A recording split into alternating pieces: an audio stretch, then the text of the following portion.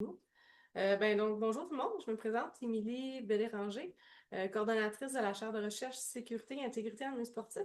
Je vous souhaite la bienvenue à la formation d'aujourd'hui qui s'intitule Nettoyer sa banque de données, situation complexe à solutionner au moyen du logiciel SPSS. La présentation d'aujourd'hui sera animée par Sophie Labossière, qui est diplômée en psychopédagogie à l'Université de Sherbrooke au doctorat et également elle est chercheure postdoctorale à la chaire de recherche Sécurité et Intégrité en milieu sportif. La présentation d'aujourd'hui, en fait, constitue la suite de deux présentations qui ont lieu, se sont tenues l'an dernier. Donc, si jamais vous voulez assister aux présentations de l'an dernier, n'hésitez pas à aller justement chercher là, le lien qui se trouve dans la boîte de discussion.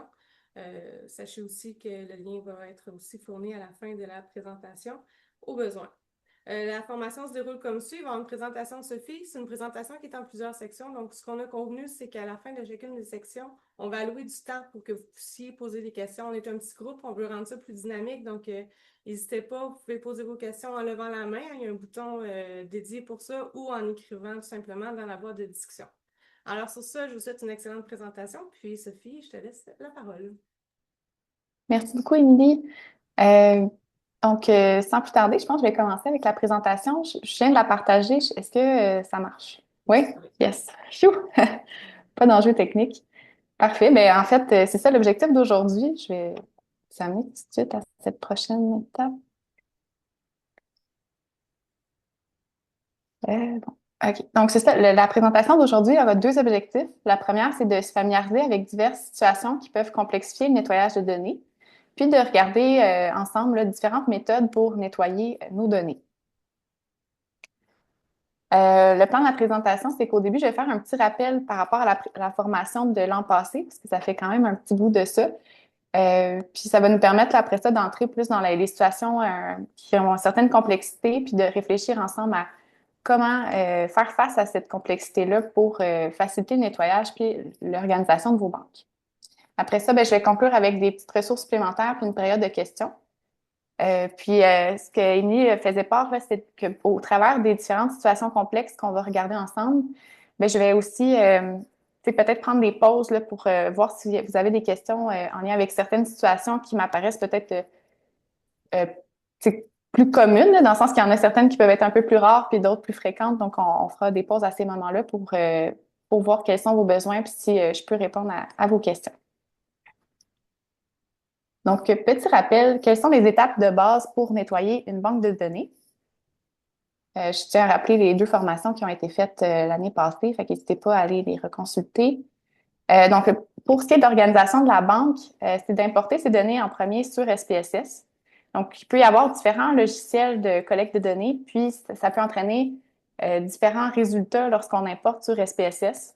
Parfois, les variables vont être un peu étranges. Tu sais, on peut avoir des noms de variables à pu finir. D'autres fois, c'est les libellés qui vont sortir un peu étrangement aussi. Donc, c'est un peu ça. Quand je parle d'organisation, on va essayer de rendre ça un peu plus visuellement intéressant puis facilitant. Fait qu'on peut en venir à renommer ces variables au besoin. Je vous dis que si c'est des recommandations, c'est pas des obligations, mais de tenter de limiter le nom des variables à 8 caractères, ça peut être facilitant, surtout si vous comptez utiliser d'autres logiciels que SPSS pour traiter vos données dans le cadre d'analyse, comme par exemple M+, qui n'accepte pas des variables plus longues que 8 caractères. Faire attention aussi aux espaces parce qu'ils sont interdits dans SPSS. Il ne peut pas y avoir non plus deux variables qui ont le même nom. Ça, je vous dirais que c'est quelque chose qui est à faire attention particulièrement lorsqu'on utilise la syntaxe. Parce que quand on utilise la syntaxe, des fois, on peut avoir tendance à mettre des majuscules dans les noms de nos variables, mais SPSS ne voit pas la différence entre une minuscule et une majuscule. Fait que si, par exemple, une variable est écrite âge avec un A majuscule puis une autre variable A minuscule, bien, votre deuxième variable va venir écraser la première dans votre syntaxe. Fait à faire attention, entre autres, les majuscules minuscules. Puis, de vous assurer de mettre à jour votre livre de code là, pour avoir un suivi, puis justement éviter ce type d'erreur-là d'écraser une autre variable, surtout lorsqu'on travaille dans la syntaxe. Il peut y avoir aussi des fois des variables superflues qui se retrouvent quand on importe des données. Par exemple, des fois, automatiquement, le logiciel de collecte de données va nous générer un code de participant, mais pour nous, peut-être que c'est pas le code qu'on avait déjà attitré à cette personne-là. Fait qu'on pourrait retirer cette variable. On a aussi souvent des variables par rapport aux dates d'envoi du questionnaire ou l'heure de début de complétion. Fait que, dépendamment c'est quoi vos études, des fois, ça peut être bien de les retirer, d'autres fois, ça peut être des variables qui vous intéressent, donc à garder en tête. Puis ça peut aussi être intéressant de replacer les variables dans un ordre qui vous convient. Par rapport à ça, je pense entre autres aux banques de données longitudinales. Des fois, ça peut être facilitant d'avoir, par exemple, pour un même questionnaire, tous vos temps de mesure côte à côte, puis après ça, le prochain questionnaire, tous vos temps de mesure. Fait que c'est à vous de voir un petit peu là, comment vous souhaitez organiser ça pour que ce soit facilitant dans vos projets. Ensuite, pour ce qui est du nettoyage, là, en fait, la première partie, moi, j'aime bien la distinguer. Là, je vois vraiment l'organisation dans le sens de on rend notre travail un peu plus facilitant, on organise pour voir un peu plus clair. Mais une fois que c'est le cas, bien, on va essayer d'enlever un peu le bruit. Là. Tu sais, par exemple, ajuster son échantillon. Parfois, quand on envoie un sondage en ligne, bien, il y a des gens qui vont avoir coché ne pas vouloir consentir à l'étude, mais quand même compléter le questionnaire. Donc, c'est des personnes qu'on va vouloir retirer.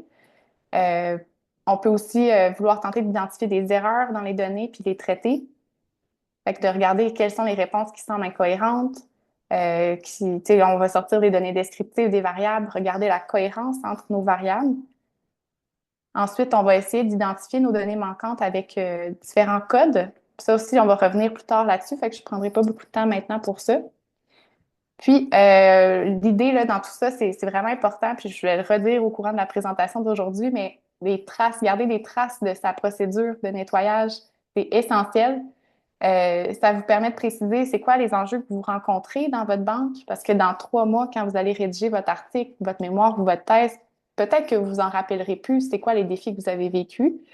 C'est des choses aussi qui parfois sont importantes à nommer dans la méthode, dans le traitement des données, dans la manière de composer avec les données manquantes, entre autres.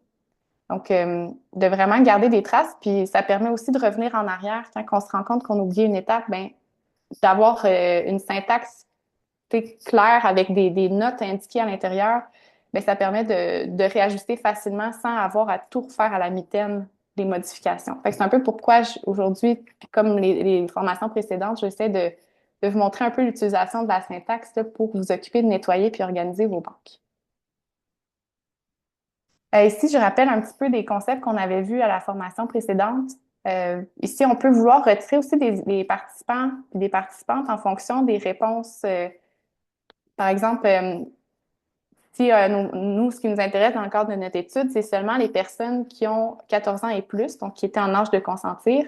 On pourrait vouloir exclure celles qui étaient en bas de 14 ans. Donc ici, c'est un exemple de syntaxe pour retirer les personnes qui n'ont pas un âge plus grand ou égal à 14. On peut aussi vouloir retirer une personne en fonction de son identifiant, de son code qu'on peut y avoir attitré.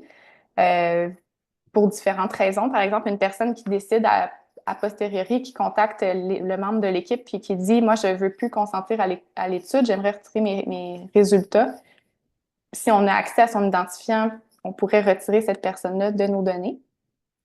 Puis, parfois, on peut nous-mêmes vouloir créer un code d'identification pour nos participants, surtout quand on parle d'études longitudinales puis qu'on doit avoir un appariement entre nos personnes d'un temps de mesure à l'autre. Bien, ici, c'est une petite syntaxe pour vous créer un code plutôt que le faire à la mitaine, encore une fois, de marquer 1, 2, 3 jusqu'à 1500 personnes, ça peut être très long. Donc, ici, vous identifiez, vous sort cases, c'est trier les cas selon, par exemple, une variable. Moi, j'aime bien le faire en fonction de la date d'envoi du questionnaire. Fait que les premières personnes qui ont complété l'étude vont se retrouver en haut, puis les personnes qui ont complété en dernier vont se retrouver à la fin. Puis, je crée la variable ID en utilisant cette syntaxe-là, case num, qui est comme de créer un numéro pour les cas, finalement. Puis après ça, ben, je nomme ma variable ID numérotation des participants. Donc, comme ça permet de créer rapidement une variable identificatoire pour tout le monde.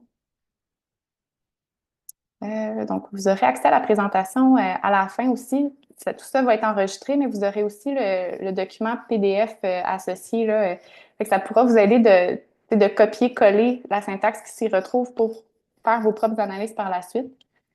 Donc, voilà. Puis sinon, par rapport au traitement des erreurs de données, Ça peut être intéressant de regarder les questions conditionnelles.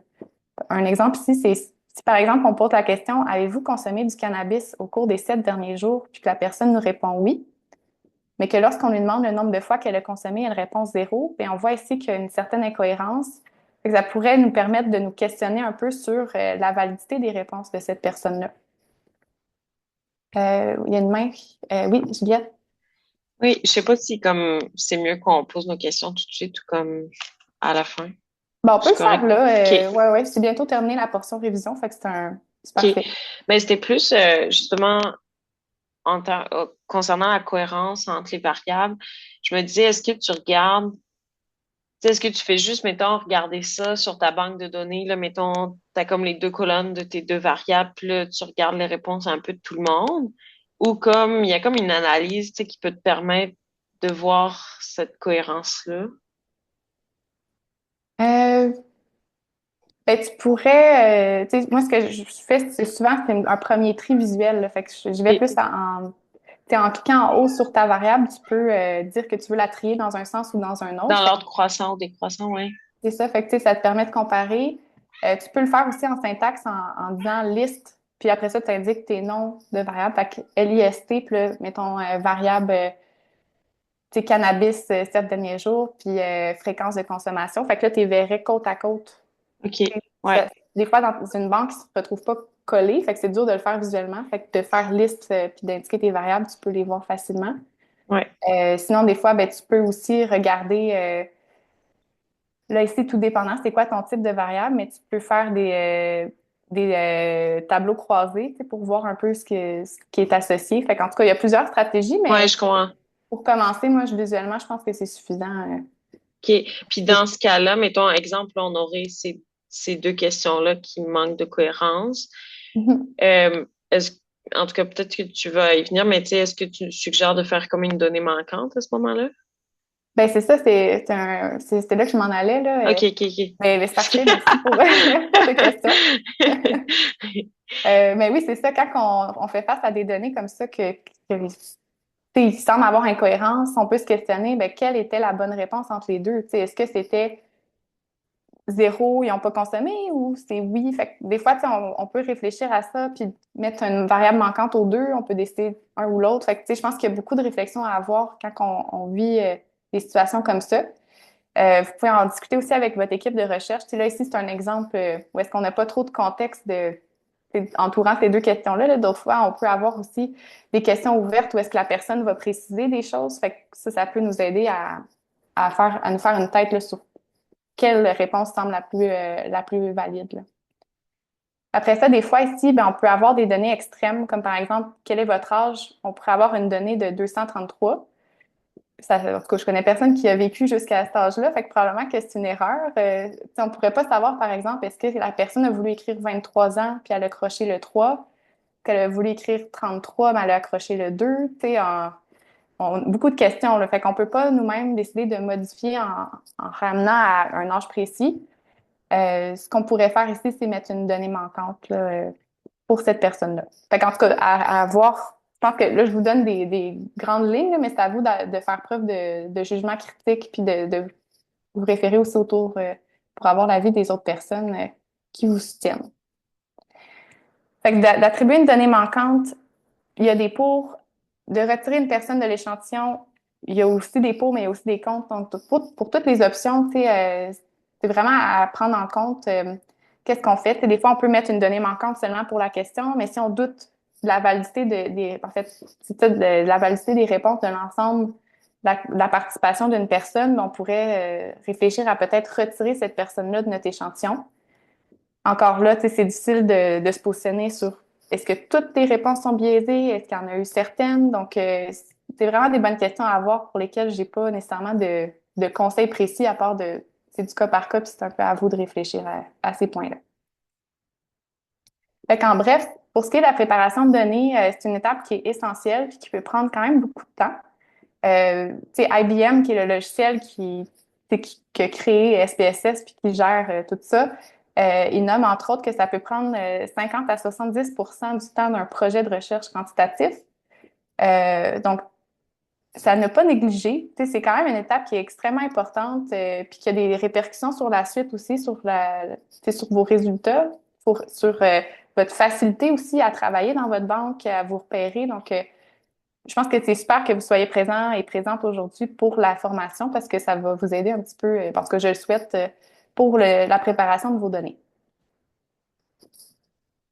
Donc, je ne sais pas s'il y avait des questions sur cette portion-là, tu sais, plus de préparation, rappel général, avant qu'on se lance dans les situations plus complexes.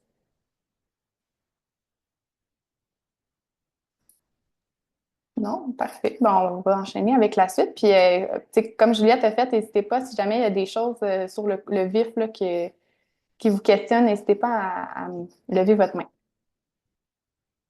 Donc, aujourd'hui, on va voir ensemble 4 grandes situations complexes là, qu'on pourrait rencontrer lorsqu'on prépare des données. La première, c'est la nécessité de combiner 2 fichiers de données ou plus ensemble. Ça, c'est particulièrement le cas lorsqu'on pense à des études multirépondantes, à des études longitudinales aussi. Donc, on va prendre le temps de regarder ça. On va aussi réfléchir là, à la présence de données aberrantes ou de valeurs extrêmes. Qu'est-ce qu'on peut faire face à ça? Puis, les questions avec renvoi, des questions conditionnelles. Encore une fois, ça peut amener certains défis. Fait qu'on va regarder comment y faire face. Puis, comment modifier le type de variable. Fait que, par exemple, de passer une variable continue à une variable catégorielle. Quels sont les avantages, les limites? Puis, comment faire tout ça? Fait que si jamais il y avait d'autres situations complexes que vous rencontrez qui ne se retrouvent pas dans la présentation d'aujourd'hui, il y aura une période de questions plus longue à la fin, puis on pourra prendre le temps pour en discuter là, tout le monde ensemble. Fait qu'on va entrer dans la première situation qui est de combiner les fichiers de données. L'avantage de ça, c'est que ça permet d'ajouter des variables ou d'ajouter des cas ou des participants à vos données. C'est particulièrement nécessaire, comme j'ai dit, pour certains types d'études, comme les études longitudinales ou multirépondants. Puis ça peut permettre de corriger des erreurs rapidement. Fait que, par exemple, souvent, quand on fait une étude, ça peut s'inscrire dans une étude plus large. Donc, on va créer comme une petite banque un peu plus abrégée en termes de variables là, pour faire nos analyses. En faisant ça, ben, on n'a plus accès à l'ensemble des variables de la banque. On a vraiment seulement nos variables d'études. Mais on peut se rendre compte en cours de route que, hey, j'ai oublié le genre ou j'ai oublié telle variable socio-démo qui me manque. Donc, plutôt que de repartir de tout le début pour refaire toute la procédure, ben, vous pourriez prendre le fichier avec votre banque, votre variable d'intérêt, puis juste rajouter cette variable-là à votre banque dans laquelle vous travaillez déjà. Fait que ça peut être très intéressant. Il y a 2 types de combinaisons de fichiers. Le type avec ajout de variable ou le type avec ajout de participants. Donc, on va regarder plus en détail, là, ces 2 types de fonctions de jumelage de fichiers. Fait que pour ce qui est de l'ajout de variables, la procédure que je vous recommande, c'est d'ouvrir vos 2 banques de données, puis de redonner les répondants, les réponses des participants et participantes en fonction d'une variable clé. La variable clé, c'est une variable qui, idéalement, n'aurait pas 2 réponses identiques. Fait que, par exemple, un code identifiant, ben, techniquement, il y a juste un identifiant par personne, puis il n'y a pas de doublon dans la banque. Donc, après ça, ben, à partir de la banque dans laquelle vous voulez ajouter les variables, ben, on va cliquer sur ce chemin-là dans le menu SPSS pour pouvoir jumeler vos informations. Fait que si c'est peut-être petit un petit peu, là, dépendamment où vous regardez là, la formation, mais c'est ici en haut, on va dans Données, on clique sur Fusionner des fichiers, puis on clique sur la portion Ajouter des variables. Moi, je suis partie d'une banque où est-ce que je voulais ajouter 3 variables de dépression qui se retrouvent dans ma banque 2. Dans ma banque 2, on voit qu'il y a seulement les identifiants puis mes 3 variables de dépression. Donc, c'est ce que je veux jumeler dans ma banque 1 qui est ici. Fait qu'on va identifier quelle banque de données qui est ouverte qu'on veut jumeler. C'est pour ça que je vous dis d'en avoir juste 2 ouverts, ça peut être facilitant parce que là, ben, c'est la seule banque qui était ouverte finalement, là, on ne se mêlera pas. Puis après, ben, on va cliquer fusion 1 à 1 basé sur les valeurs clés, donc notre variable identifiant ID. Puis, il y a, dans la banque, on avait des variables de dépression, 3 variables qui ne se retrouvaient pas, donc je les ai glissées du côté des variables incluses pour les ajouter dans ma banque. Puis finalement, ben, quand on fait coller ou OK, ben, on se retrouve avec notre nouvelle banque, puis les 3 ajouts de variables de dépression. Fait que ça n'a pas changé mes participants, ça n'a pas changé, c'est vraiment juste qu'on a ajouté 3 variables à notre banque. Maintenant, si on regarde plus la procédure pour l'ajout de participants ou d'observations, ben, je vous recommande encore d'ouvrir seulement 2 banques de données, de vous assurer que chaque banque compte des personnes différentes. Parce que si vous avez, par exemple, une banque, mettons que moi, je suis une participante dans les 2 banques, ben, je vais me retrouver 2 fois dans la banque finale, tu sais. Fait que c'est pas ce qu'on souhaite. On souhaite vraiment qu'il y ait vraiment des participants différents dans chacune des banques. Puis à partir de la banque dans laquelle vous voulez ajouter, ben, on va cliquer encore une fois sur le chemin, mais là, en cliquant Ajouter des observations plutôt qu'ajouter des variables. Fait que même chemin. Ici, ben, vous voyez, j'ai dans ma banque 26 participants. Puis dans la banque 3, ben, j'ai 16 participants que j'aimerais ajouter. On voit ici, j'ai pas les mêmes réponses aux variables. Dans la banque 3, j'ai seulement des participants qui ont répondu à mes variables de dépression. Fait que ce que je m'attends, dans le fond, ce que je souhaite, c'est que ces 16 participants-là aient des réponses à dépression puis qu'ils soient combinés avec ma variable 1, mais qu'il n'y ait pas nécessairement de réponse aux autres variables. Ça, j'ai fait exprès que ce soit comme ça, là, parce que souvent, dans des études multirépondants, les participants, les différents types de répondants n'auront pas nécessairement les mêmes questions, les mêmes questionnaires à remplir. Donc, c'est un peu pour ça que c'est un cas de figure que vous risquez de retrouver là, si c'est une situation par rapport à vos données. Fait que ici aussi, les variables non communes, on avait l'âge, l'anxiété, puis le niveau scolaire. Donc, je les ai ajoutées là pour que dans ma banque finale, ils se retrouvent quand même présents, ces 5 variables-là. Puis, lorsque je clique sur OK, coller ou coller, ben, ce qu'on voit, c'est que ici, à la suite des 26 participants, on a ajouté les 16 participants de ma banque, de ma deuxième banque. Puis, j'ai leur donné pour les variables de dépression, mais étant donné qu'ils n'avaient pas répondu à ces questions-là, à ces variables de temps jusqu'à anxiété 3, ben, j'ai pas de réponse pour ces personnes-là. Fait que ça, c'est un premier portrait pour les procédures. Si on va un petit peu plus en détail sur les enjeux reliés aux études longitudinales ou multirépondants, on va prendre un peu de temps pour regarder les procédures là, plus détaillées. Donc, ce que je vous conseille, si vous avez une étude, une recherche qui est longitudinale, c'est de prendre le temps d'organiser puis nettoyer votre premier temps de mesure. Une fois que ce sera fait, ben faut vous assurer d'avoir une variable d'appariement que vous allez transmettre aux personnes qui vont répondre au temps 2, temps 3, etc. Puis, tenter d'avoir des noms cohérents, fait que le genre soit un peu écrit de la même façon d'un temps à l'autre pour vous assurer là, que ce soit facile à retrouver dans vos banques. Finalement, ben, à la fin de tout ça, ben, vous allez pouvoir combiner les banques ensemble grâce à la variable d'appariement qu'il y aura eu, là, la variable d'identification. Puis vous allez procéder de la même façon avec l'ajout de variables qu'on a vu tantôt. Quand on pense à une étude multirépondante, c'est un peu la même façon. On va prendre le temps d'organiser chacune des 2 banques. La banque, par exemple, si c'est une étude qui s'intéresse aux réponses de jeunes puis de parents, on va organiser chacune de ces 2 banques-là. On va s'assurer que les noms des variables communes sont les mêmes. Fait que, par exemple, le genre, l'âge, etc. Puis, on va créer une variable rôle. Fait que pour différencier nos jeunes de nos parents quand on va les combiner ensemble dans la même banque. Avant de les combiner, c'est important que, c'est ça, dans chacune des banques, on ait cette nouvelle variable rôle-là qui soit écrite comme de la même façon. Dans la banque jeune, on va attitrer le chiffre 1, par exemple, à tous les jeunes, puis le chiffre 2 à tous les parents dans la banque parents. Fait que c'est normal, tout le monde dans la même banque va avoir le même chiffre. Puis quand on va les jumeler, ben là, il va y avoir des chiffres 1 et des chiffres 2 dans cette banque-là. Fait que ça permet, c'est ça, ensuite de combiner la banque ensemble en suivant la procédure d'ajout de participants et participantes. Et ça semble un peu, des fois, ça peut être un peu abstrait, là, mais en le faisant, je pense que c'est plus facilitant là, de suivre tout ça. Puis, un dernier petit approfondissement par rapport aux études longitudinales, ça peut être vraiment quelque chose d'intéressant, de faire une banque réceptacle. C'est quelque chose tu sais, je veux dire, une étude longitudinale, c'est une étude souvent où est-ce qu'on a mis beaucoup d'énergie, beaucoup d'argent, parce qu'il y a beaucoup de temps de mesure. Donc, tant qu'à faire ça, tant qu'à avoir investi autant de temps dans une étude, moi, je pense que ça vaut la peine de concevoir une banque de ce type-là.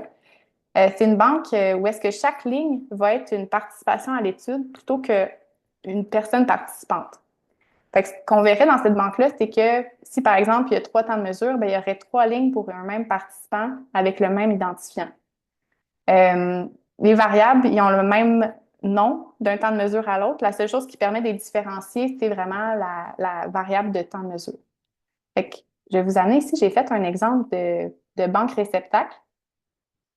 Fait que si vous voyez, tu sais, c'est mes identifiants. Fait que, par exemple, le premier participant, tu sais, il a répondu 3 fois à mon étude longitudinale que 4 temps de mesure. Le deuxième aurait répondu 4 fois. Puis ici, ma variable temps me permet de dire à quel temps de mesure la personne a participé, puis d'associer les variables. Fait que, par exemple, si elle a répondu aux questions sur l'anxiété, on va savoir qu'elle a répondu ce chiffre-là au temps 1, puis ainsi de suite. Là. Fait que ça permet comme de... On a quand même toute l'information, c'est juste que c'est représenté différemment. Puis l'avantage de faire ça, c'est qu'après ça, ça permet d'organiser nos données puis de se recréer des banques un peu différentes. Fait que soit des ordonnées par les temps de mesure comme on est habitué en longitudinal, mais on peut aussi le faire en fonction de l'âge des participants. Fait que l'avantage que ça a, c'est que, c'est un exemple ici de thématique de recherche, c'est que si je vais à étudier la trajectoire développementale des symptômes anxieux chez les jeunes secondaires, ben, je pourrais avoir mes symptômes anxieux à 11 ans, mes symptômes anxieux à 12 ans, à 13 ans, à 15 ans. C'est plutôt que de regarder, mettons, en avril 2025, c'était quoi les symptômes anxieux des jeunes, tu sais, puis de plus s'intéresser à la période de temps, mais on s'intéresserait plus à l'âge finalement, parce qu'on a organisé notre banque comme ça. L'intérêt des temps de mesure, puis de s'intéresser plus à la période temporelle, c'est aussi pertinent. Tu sais, qu'entre autres, étant donné qu'on a vécu la pandémie de la COVID-19, tu sais, c'était une période particulière où est-ce qu'on aurait aussi voulu potentiellement s'intéresser aux symptômes anxieux puis leur évolution pendant cette période temporelle. Fait que, tu sais, c'est un peu pour vous montrer les possibilités que ça ouvre. Tu sais, on pourrait aussi organiser une banque en fonction du niveau scolaire des jeunes, en fonction de plein d'autres variables, tant que c'est des variables qui sont ordinales, dans le sens qui continuent finalement, puis tu sais, qui n'ont pas de... Par exemple, le niveau scolaire, ça pourrait représenter certains défis parce qu'une personne pourrait redoubler une année. Donc, ça poserait des problèmes par rapport à l'organisation de la banque pour cette personne-là. Mais c'est ça. Donc, ça peut avoir certains avantages quand même considérables là, de mettre en place une banque réceptacle. Fait que ça fait pas mal de tour pour cette portion-là de combinaison de fichiers de données. Je laisserai peut-être la place là, si jamais vous avez quelques questions par rapport à ça, aux études multirépondants ou longitudinales.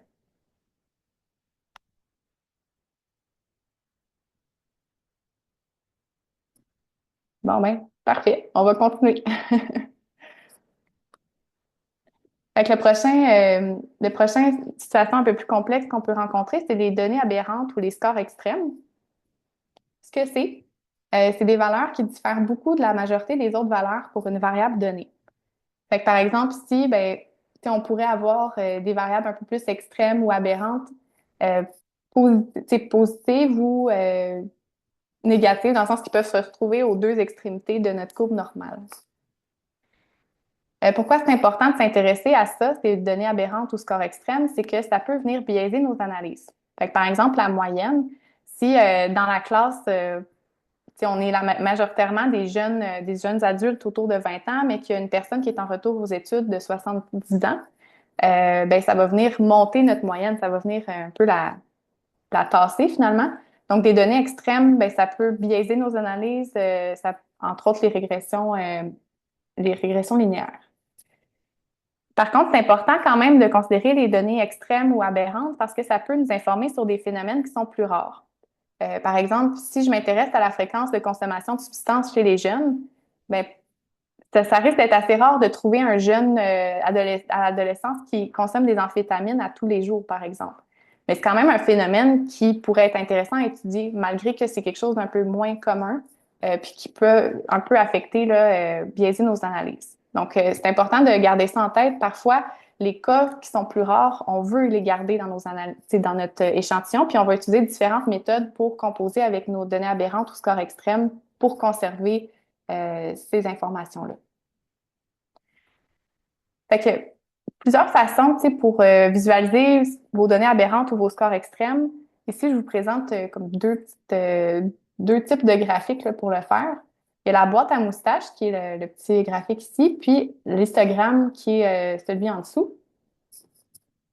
Donc, je vous ai mis ici là, la procédure pour obtenir ces deux graphiques-là, ainsi que d'autres tableaux là, qui précisent un petit peu plus par rapport aux données extrêmes. On va le regarder ensemble. Fait que lorsqu'on fait cette procédure-là, on obtient les deux tableaux, puis le tableau, les deux graphiques, puis le tableau des valeurs extrêmes. Dans ce tableau-là, on voit les 5 cas les plus élevés dans notre courbe normale, fait que les gens qui ont le score, par exemple, le plus élevé. Puis, on voit aussi les 5 personnes qui ont le score le plus faible. Fait que le score en valeur, dans le fond, se retrouve ici. On voit, par exemple, pour les 5 plus élevés, que le score le plus élevé est de 25, puis après ça, ça passe à 18 et 17. Il y a quand même un gros bond entre l'avant-dernier puis le dernier point. Alors que pour les scores plus faibles, ben, ça semble un petit peu plus collé, là, donc 9, 8, 7, 6. Ça nous laisse penser que le 25, la valeur de 25 pourrait être problématique dans nos analyses. On va continuer en allant voir nos graphiques. Quand on regarde l'histogramme, on voit que la majorité des participants et participantes se retrouvent ici, puis qu'il y a quand même un gap, encore une fois, là, un espace entre la valeur des dernières personnes qui ont répondu, puis la dernière valeur qui est de 25. Quand on regarde le diagramme de boîte à moustaches, ici, ce que ça informe, c'est qu'on voit, dans la boîte, c'est de 25 à 75% des observations qui s'y retrouvent. Puis la petite ligne qui est au centre de la boîte bleue, c'est la médiane. Fait que le milieu complètement de nos participants se retrouve ici. Fait qu'on voit que vu que c'est pas centré dans notre boîte, probablement qu'il y a quelque chose qui influence notre moyenne vers le haut. Donc voilà, puis le SPSS, il distingue pour nous très, très facilement les données aberrantes des valeurs extrêmes. La distinction, c'est qu'une valeur aberrante, c'est quelque chose qui peut plus potentiellement faire partie d'une donnée, si on peut dire, normale. Alors qu'une valeur extrême, ça peut être des fois des erreurs de mesure ou ça peut représenter des enjeux qu'on peut vouloir peut-être traiter différemment que les données aberrantes. Fait que si, par exemple, pour définir les données de score extrême, ils vont mettre une petite étoile. On ne le voit pas très bien, là, mais il y a une petite étoile ici, alors que pour la donnée aberrante, c'est plus un petit rond qu'ils vont indiquer. Oui, il y a Juliette qui a une question. Oui, est-ce que les données aberrantes versus les valeurs extrêmes, est-ce que les données aberrantes, dans la majorité des cas, on a tendance à comme les laisser telles quelles puis à les considérer là, dans l'échantillon? Oui, souvent, les données aberrantes vont avoir moins d'effet, puis on peut les laisser. C'est plus les données, les scores extrêmes là, qu'on va OK. venir adresser. OK. C'est une excellente question. Fait que c'est ça ici, dans le fond, ça nous laisse croire là, que le 25 est un peu problématique. On va regarder ensemble maintenant quelle stratégie on pourrait mettre en place pour adresser cette valeur extrême-là. Donc, il y a plusieurs solutions. Aujourd'hui, j'ai mis en vert les deux qu'on va explorer ensemble, mais je vais quand même vous expliquer les autres possibles. Il y aurait l'option de supprimer cette personne qui a répondu, supprimer la réponse, mettre une valeur manquante à 25 plutôt que laisser ce chiffre-là. Par contre, ça peut entraîner des biais, étant donné qu'on n'est pas sûr que c'est vraiment une erreur. Comme j'expliquais tantôt, ça peut représenter des phénomènes rares qu'on veut quand même considérer. Donc, de moins en moins, on a tendance à supprimer les données aberrantes. De plus en plus, on essaye de trouver d'autres façons de faire. Fait il y a la windsorisation qui s'appelle comme ça parce que la personne qui a créé cette stratégie-là s'appelle Monsieur Windsor. Fait qu'ils ont comme changé un petit peu la formule. Donc ça aussi, je vais l'expliquer un peu plus tantôt. Il y a le fait de transformer les données aussi avec des équations statistiques. On va le regarder. Puis il y a imputer. L'imputation, ce serait de prendre cette variable de 25 puis la remplacer plutôt par la moyenne de l'échantillon ou la médiane de l'échantillon. Ce qui peut être lié à des défis parce que cette personne-là était quand même, quand on regarde la distribution normale, elle se retrouvait dans l'extrême, le haut là, de cette distribution-là. Si on lui accorde une variable moyenne ou médiane, ben, on lui redonne une position qui n'était pas la sienne au départ, finalement. Fait que ça peut être lié à des enjeux. Sinon, il y a la possibilité aussi de ne rien faire en termes de modification de notre banque, mais juste d'utiliser des analyses statistiques qui sont plus robustes avec des estimateurs plus robustes là, pour faire nos analyses. Fait que ça, c'est une autre option. Souvent, ça va requérir là, des logiciels statistiques un peu plus poussés, comme par exemple M+, ou d'autres logiciels de ce type-là. Fait que la winsorisation, ce que c'est que on va plutôt prendre la personne qui avait identifié 25 comme valeur, puis remplacer ce chiffre-là par une valeur qui est proche. Fait qu'on va accorder, par exemple, ici, là, on accorderait la valeur de 18 à la personne qui a 25 pour la ramener un peu plus, tu sais, la distribution normale de notre échantillon. Fait que c'est ça, la winsorisation. Pour ce qui est de transformer les données, il y a plusieurs façons. Euh, on ne va pas changer la réponse de la personne dans la banque. On va plutôt essayer de créer une nouvelle variable pour laquelle on va faire une transformation, par exemple, avec le logarithme, la racine carrée ou le score Z. Fait que si on prend mon exemple de tantôt, je ne l'ai pas mis en contexte, mais c'était les symptômes de troubles des conduites alimentaires. C'est un score qui varie entre, mettons, 0 et 40. Ben, si on prend ce score-là, ben, on va faire la racine carrée de ma variable de trouble alimentaire pour créer une nouvelle variable que j'appellerais, mettons, racine carrée trouble alimentaire. Fait que ici, dans mon exemple, ben, je l'ai fait pour le logarithme. Je vous dirais que c'est souvent ce qu'on utilise comme transformation. Ici, j'ai utilisé le logarithme 10, mais vous pourriez utiliser un autre chiffre que le 10. Là. Je pense que c'est en faisant des tests, vous pouvez voir, puis après ça, en regardant avec la visualisation des données, voir est-ce que vos données extrêmes semblent moins extrêmes qu'au départ. Là. C'est ce qu'on voit ici en utilisant le logarithme 10. Euh, on se rapproche un petit peu plus d'une distribution normale que tantôt, dans le sens que la donnée extrême n'est plus présente. Même si on n'a pas changé aucune donnée, on est encore dans notre échantillon. La donnée de 25, c'est juste qu'elle a été transformée. Donc, ça, c'est une autre façon. Puis, je pense que ça fait le tour pour les données aberrantes. Pour ce qui est de la transformation de données, vous pouvez aussi utiliser les conseils de statisticiens et statisticiennes. Des fois, ça peut être aidant pour savoir quels sont les avantages entre les trois types. Je vous dirais que d'emblée, souvent, c'est le logarithme qu'on utilise. Après ça, vous pouvez tester les autres, voir est-ce que ça améliore un petit peu euh, les enjeux de données aberrantes ou de valeurs extrêmes. Si ce n'est pas le cas, ben, vous pouvez vous tourner vers les autres stratégies qu'on a vues. Ils peuvent être des fois, on a un premier choix, mais que ça ne fonctionne pas, fait qu'on se relègue vers une autre alternative, puis c'est ça qu'on adopte finalement pour traiter nos données aberrantes ou score extrême. Oui, Juliette? Euh, Là, dans ton exemple avec le logarithme, tu t'appliques ça dans le fond sur euh, la variable de ton score total là, Mhm. du trouble alimentaire. Là. C'est ça, oui. OK. Fait que tu reprends dans le fond la même variable initiale sur laquelle tu as regardé la dispersion des données, puis tu le transformes avec le logarithme. OK. C'est ça, oui. C'est un bon point. Dans le cas de données aberrantes ou de score extrême, c'est souvent, tu sais, quand on va faire des analyses, fait que c'est rare qu'on va faire des analyses sur un item d'un questionnaire. Souvent, c'est sur le score de ce questionnaire-là. Fait que c'est pour ça que j'ai pris un genre de score là, avec cet exemple-là.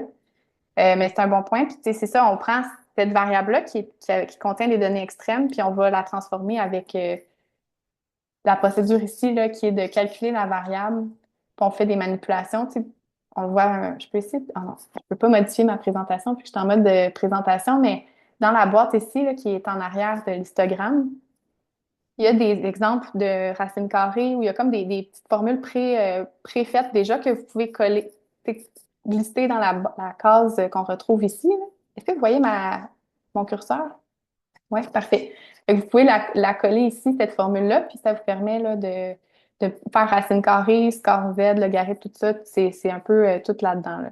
Puis si jamais vous avez besoin de conseils supplémentaires, ben sur YouTube, là, il y a une panoplie de personnes merveilleuses qui font des petites vidéos là, de 5-6 minutes sur comment transformer des données. Fait que si vous indiquez que vous voulez faire en racine carrée, ben, ils vont vous donner des conseils, puis vous pouvez faire, faire vos affaires comme ça. Fait que, on passerait, si ça vous va, à la prochaine section, questions avec renvoi ou questions conditionnelles. En fond, l'exemple ici là, de la crème glacée, là, c'est parce que là, j'étais en mode été. Là, moi, je me suis dit, je vais faire des exemples, des exemples de saison. Mais si on a une question, c'est avez-vous mangé de la crème glacée cette année? Oui, non. Puis les gens qui ont répondu oui, bien, on va essayer de voir combien de fois au cours du dernier mois ils ont consommé de la crème glacée. Bien, ça fait en sorte qu'il y a des gens qui n'ont même pas eu l'occasion de répondre à la question 2. Tu sais. Toutes les personnes qui ont dit non, ben ils se retrouvent plus finalement ils n'ont même pas eu cette chance-là, fait qu'ils ont des données manquantes à la question 2. Fait que notre échantillon tombe tout de suite à 400 d'un coup à cause d'une condition qu'on a préétablie. Souvent, tu sais, ce type de question avec renvoi-là va être utilisé pour abréger les questionnaires. Fréquemment, en tout cas, si c'est le cas, ça a été peut-être mal pensé, mais souvent, on cherche à mettre une question conditionnelle quand on a plusieurs sous-questions. Quand on en a seulement une comme ça, il n'y a pas beaucoup d'avantages à le faire, même plus d'inconvénients, je vous dirais. Donc, c'est plus quand on vise à explorer un phénomène ou quelque chose qui concerne seulement certaines personnes. Pour éviter de rallonger le questionnaire de tout le monde, bien, on va faire des questions de renvoi. Fait que c'est aussi une procédure qui peut être associée à des billets. Par exemple, aujourd'hui, si après ma formation, ben, je vous contactais seulement vous, ben, je contactais tout le monde finalement de l'université, des universités au Québec, puis je leur demandais, ben, avez-vous participé, oui ou non, à la formation de ce midi? Puis si la personne avait répondu oui, ben, je posais des questions sur est-ce que ce moment de le faire sur l'heure du dîner vous convient? Ben là, je viens un peu à biaiser mes réponses parce que si vous avez assisté, ben c'est probablement parce que ça vous convenait de répondre, de participer à ma formation. Mais si j'avais posé ma question à tout le monde, ben j'aurais probablement eu des gens qui m'auraient dit ben non, ça me convient pas, puis c'est pour ça que je suis pas là aujourd'hui à la formation. T'sais. Fait que les questions conditionnelles, c'est à faire attention. Je vous dirais quand vous créez des questionnaires en ligne ou en présentiel aussi. Parce que ça peut entraîner des renvois, puis surtout, ça va affecter aussi le nombre de personnes qui répondent, puis les enjeux par rapport aux données manquantes. Donc, dans ce cas-ci, ça peut être intéressant de distinguer le type de données manquantes. Donc, quelqu'un qui n'aurait pas répondu à la question avez-vous mangé de la crème glacée? Ce serait peut-être une question un enjeu d'inattention où la personne a arrêté de compléter le questionnaire à ce moment-là. Fait qu'on pourrait vouloir attitrer une variable manquante d'un certain type. Moi, j'aime bien mettre 999 pour ce type de données manquantes parce que c'est plus aléatoire. Alors que les gens qui n'ont pas eu l'occasion de répondre à la question, ce n'était pas aléatoire. C'était vraiment qu'ils n'ont même pas eu la chance d'y répondre. Donc, j'ajouterais dans ce cas-là un autre code, le code 888, par exemple, pour les distinguer. Ce qui est important aussi, c'est de reconnaître la présence de conditions, d'être transparent quand vous rapportez, quand vous décrivez vos variables dans la méthode de vos communications. Parce que justement, comme je l'ai expliqué, ça peut être associé à des biais ou ça peut expliquer aussi la présence de données manquantes. Puis parfois, comme dans le cas de cette question-là, on peut contourner le défi des questions avec renvoi aux questions conditionnelles. Par exemple, ici, ben, peut-être que ce que je pourrais faire, c'est combiner ensemble ces deux variables en expliquant que les gens qui ont dit non, ben, il y aurait 0 fois consommé de la crème glacée au cours des 30 derniers jours. Fait que, on va le voir un peu plus loin là, dans quelques minutes, comment on peut combiner deux questions. Et ça se fait parce que c'est une question qui s'y prête, mais des fois, si j'avais une autre question qui était ben, quelle est votre saveur de crème glacée préférée? Je pourrais pas faire ça, on pourrait pas comme jumeler la non-réponse à ce type de questions-là. Fait qu'on va aller ici. Fait que pour distinguer les types de variables de données manquantes, il y a plusieurs. En fait, moi, je vous propose une syntaxe ici. Fait que la première étape, là, c'est d'indiquer pour la la variable conditionnelle. Tu sais, dans ce cas-ci, je veux juste vous mettre en contexte, j'ai comme créé des faux noms de variables par rapport à mon exemple de crème glacée. C'est la question, avez-vous consommé de la crème glacée au cours de l'année? Ce serait crème glacée année. Puis crème glacée au cours du dernier mois, ben, ce serait crème glacée mois, finalement. Fait que la crème glacée mois, qui a des données manquantes non aléatoires pourrait aussi avoir des données manquantes aléatoires. Fait que j'indique dans ma syntaxe que je veux que ces codes-là soient reconnus comme des valeurs manquantes pour ma variable de crème glacée au cours du dernier mois. Si la variable crème glacée au cours du dernier mois est manquante, j'aimerais que le code de données manquantes 999 soit attitré. Puis ensuite, j'ai voulu écraser ça en indiquant que pour les gens qui n'ont même pas eu l'occasion de répondre, donc qui ont eu non à la question je n'ai pas consommé de crème glacée au cours de l'année, bien, je veux que crème glacée au cours du dernier mois soit de 888. Fait que, là, c'est peut-être un peu vague, là, mais je vous laisse quand même la syntaxe ici, puis ça vous permettra pour vos questions conditionnelles de remplacer les variables par les variables de vos banques de données pour faire les ajustements. Puis une fois qu'on fait ça, ou puis même une fois qu'on fait peu importe quel type de manipulation dans syntaxe, je vous recommande aussi de vérifier. C'est toujours une bonne pratique parce qu'on peut faire des erreurs, on peut oublier des cas. Quand on fonctionne comme ça avec des si, if telle variable est manquante, ben, telle variable va avoir tel chiffre. C'est important de s'assurer puis de faire des vérifications. Fait que ce que je vous conseille, c'est d'organiser votre banque en fonction d'une des variables que vous venez d'ajuster. Fait que ici, moi, je vous conseille d'ordonner la variable crème glacée au cours du dernier mois. Puis ensuite, de présenter dans votre sortie les variables crème glacée au cours de l'année, crème glacée au cours du dernier mois, puis de comparer, les gens qui avaient marqué non au crème glacée au cours de l'année, est-ce qu'ils ont vraiment bien le chiffre de données manquantes 888, puis etc., là, pour s'assurer que tout reste, tout soit beau. Ensuite, je vous ai expliqué qu'il y avait la possibilité de combiner des données aussi, des variables ensemble finalement. Fait qu'on peut créer une nouvelle variable qu'on pourrait appeler crème glacée fréquence. Puis étant donné que ne pas avoir consommé de la crème glacée au cours de l'année, ben ça inclut aussi au cours des derniers mois. On pourrait dire que c'est une fréquence de 0. Donc les gens qui ont consommé, qui ont dit non à la crème glacée au cours de la dernière année auraient 0 à cette nouvelle variable-là. Puis toutes les autres variables toutes les autres valeurs resteraient les mêmes pour cette variable de fréquence-là que je créerais. Fait que si je n'entrerai pas plus en détail, là, j'ai juste peur que ce soit mêlant plus que d'autres choses, mais vous pourrez vous référer à ça si jamais vous voulez ajuster ou jumeler des questions là, avec renvoi conditionnel. Si ça vous convient, j'entrerai directement avec la prochaine situation complexe, puis on fera un retour sur tout ça à la fin. C'est pas mal la dernière qui nous reste à explorer de la formation. Donc, la pertinence ou la nécessité de modifier les types de variables de notre banque. Donc, parfois, on pourrait vouloir transformer des données des variables continues vers des variables catégorielles. Fait que, par exemple, c'est par exemple, le niveau de bien-être, qui est une variable continue, ben, en temps et temps, puis en temps et temps, ben, ça peut être des catégories. Fait qu'on pourrait vouloir la catégoriser, cette variable-là. On peut aussi parfois prendre l'âge, puis décider de faire des sous-catégories d'âge. Fait que mettons, pendant la pandémie, c'était souvent fait aussi pour décrire la population. On pourrait avoir les jeunes, après ça, les jeunes adultes, les adultes d'un certain âge, etc.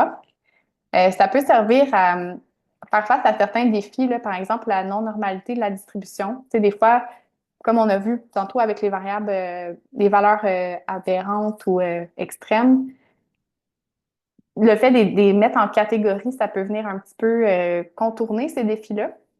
Ça peut aussi servir à simplifier nos analyses, mais aussi l'interprétation et la visualisation. Donc, c'est associé à quand même beaucoup d'avantages, mais il y a aussi des inconvénients à faire ça, à transformer une variable continue en catégorie. Les inconvénients principaux, c'est que ça n'utilise pas l'ensemble de l'information, fait qu'on perd certaines nuances.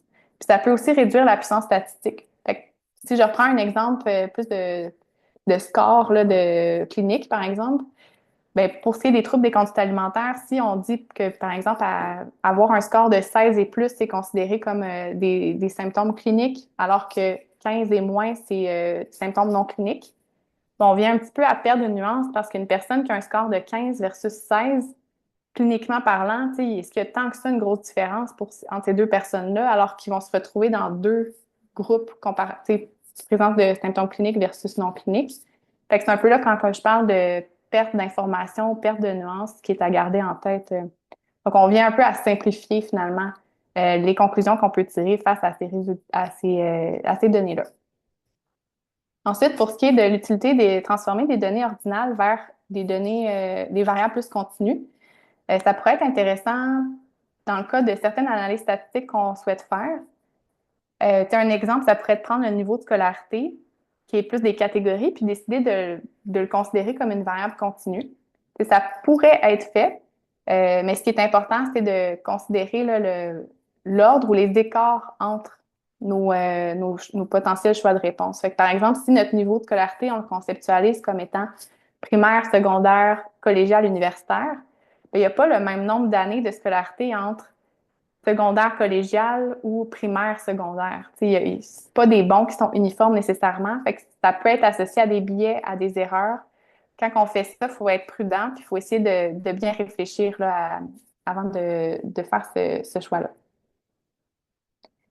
Fait que si je vous ai mis une petite procédure pour transformer une variable continue en variable catégorielle, fait que par exemple, si vous souhaitez faire un score seuil pour les symptômes de troubles des conduites alimentaires, je n'irai pas plus en détail, je pense, avec ça.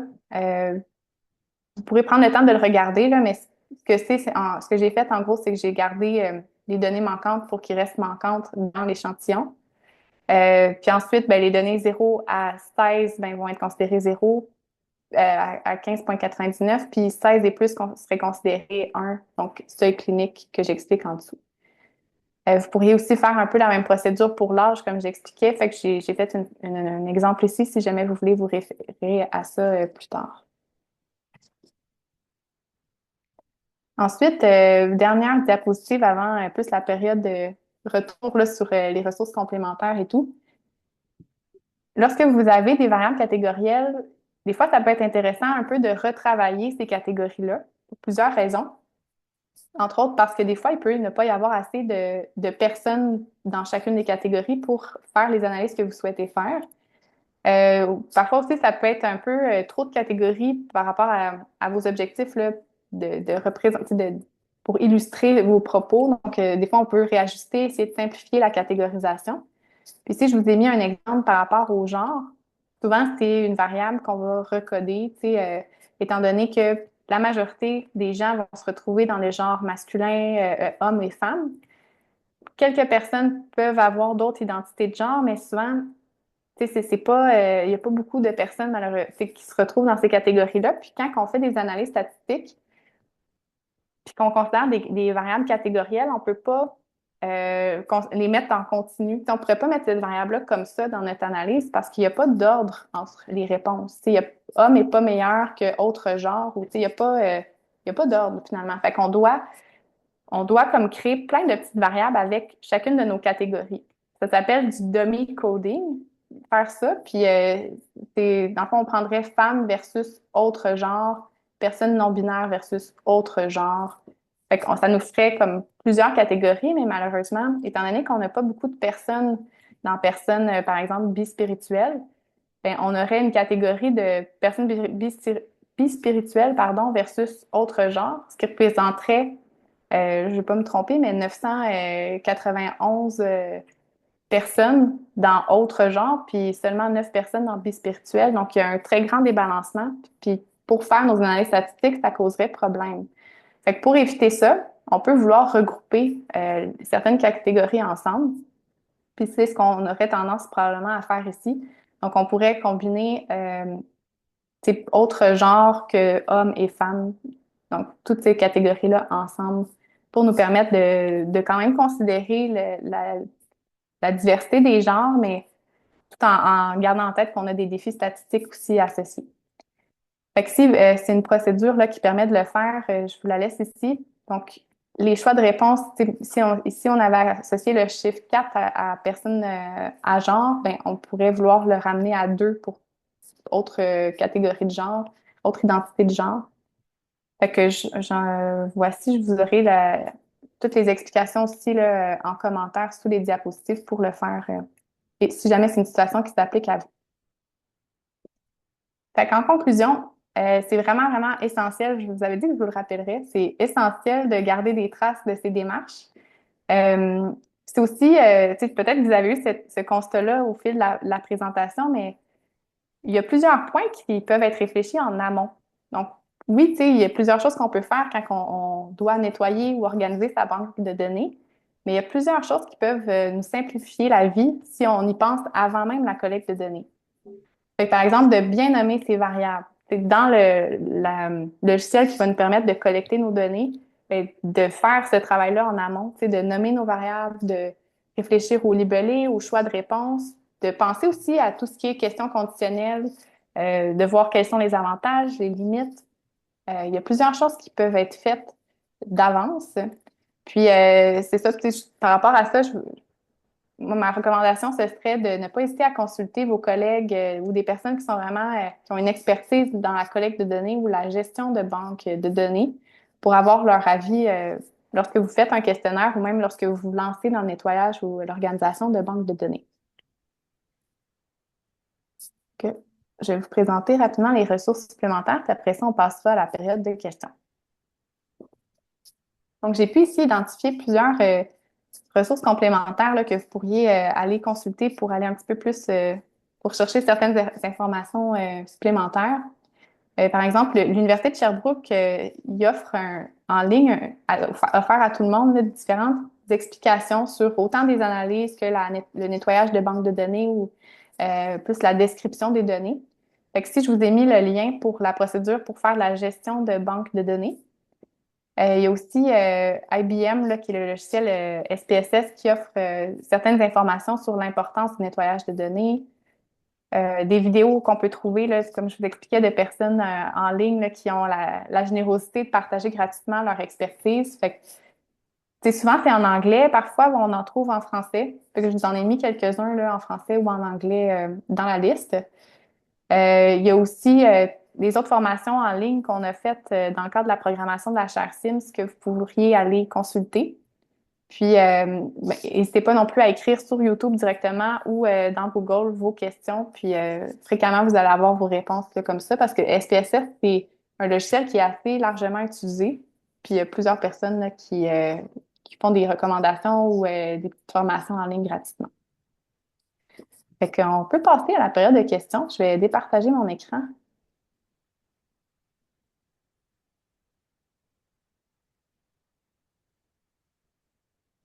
Parfait. Merci beaucoup, Sophie, pour cette super présentation-là. Vraiment toujours aussi agréable et vraiment pertinent et aidant, là. Est-ce que vous avez des questions? N'hésitez pas, on n'est pas beaucoup, vous pouvez juste ouvrir votre micro et poser votre question. Moi, c'est une toute petite question par rapport aux données manquantes, puis la distinction entre 888-999. Euh, je suis vraiment contente que tu aies montré la syntaxe. J'ai juste utilisé ça, mais tu as parlé de comme aller vérifier derrière, tu sais, que comme parce que justement, j'ai beaucoup de questions conditionnelles dans mon questionnaire. Euh, fait que bref, je me demandais comment tu vas vérifier après ça, tu sais, que comme les 888 sont bien rentrés comme au bon endroit. Ben, vous pouvez le faire visuellement, fait, en allant direct dans la banque, en comparant vos variables, vous pouvez le faire, mais c'est ça, des fois, les variables ne sont pas côte à côte, fait que ça peut être dur de le faire visuellement. Fait que ce que je pense que je vous avais mis dans la présentation comme une petite syntaxe là, pour vérifier. Puis ce qu'on fait, c'est qu'on va prendre la variable que vous venez de modifier ou que vous venez de créer, tu sais, par rapport aux nouvelles données bancantes, là. Et vous l'organisez en ascending ou descending, tu sais, pour Ouais. voir. Puis après ça, ben, faites liste, puis là, les deux variables que vous avez utilisées. Fait que mettons la nouvelle variable qui est maintenant 888-999, puis la variable préalable à la question. Tu sais, la question comme qui a des différents renvois, là. Je la misère un peu avec les termes de ce type de question-là, mais mettons la question La crème question glacée. principale puis Ouais, secondaire, mettons. c'est ça. Fait que tu sors sur ta sortie SPSS tes deux colonnes, tu sais, une colonne pour ta question principale, une question pour ta Ouais. question secondaire qui va inclure tes 888 ou puis tes 999. Puis étant donné qu'ils sont ordonnés en fonction d'ordre croissant ou décroissant, ben tu peux après ça aller voir Est-ce que, mettons, Ah, est-ce que les 8 sont... Ouais, je comprends. tu sais, Fait que là, dans ta tu peux le voir question, visuellement, genre. ouais, c'est ça, tu peux le voir rapidement. Puis des fois, ben, tu peux réaliser, ah ben mon Dieu, quand je compare les deux ensemble, j'ai des trous. Des fois, c'est comme si la question, bon, il y a des données manquantes qui n'ont pas été vraiment identifiées 888 ou 999. Fait que ça peut pister sur qu'est-ce qui manque dans ta syntaxe pour venir l'ajuster finalement. Ouais. OK, super, merci. C'est plaisir. Sophie, encore une fois, pour cette présentation-là. Comme Sophie l'a mentionné tout à l'heure, la présentation PowerPoint vous sera transmise par courriel. Puis on va essayer aussi de joindre ça avec l'annonce de l'enregistrement qui va être déposé sur YouTube prochainement. Donc, vous allez pouvoir réécouter et réécouter la présentation si vous en avez besoin. Mais pour vrai, Sophie, merci beaucoup pour cette présentation-là. Puis je pense que l'ajout des syntaxes était vraiment apprécié. Voilà. Ah ben, ça me fait plaisir. Puis si jamais vous avez d'autres besoins, je pense que la chaire peut prendre les recommandations. Puis moi, de mon côté, tu sais, de créer du matériel qui répond à des besoins, j'aime beaucoup ça aussi. Fait que savoir s'il y a des choses que vous voulez qu'on explore, on peut aussi s'adapter, là, puis créer des futures formations adaptées à ça. Donc, sur ça, ben, je vous souhaite une excellente fin de journée, puis à une prochaine formation. Merci beaucoup. Merci beaucoup. Bonne journée. Merci, bonne journée.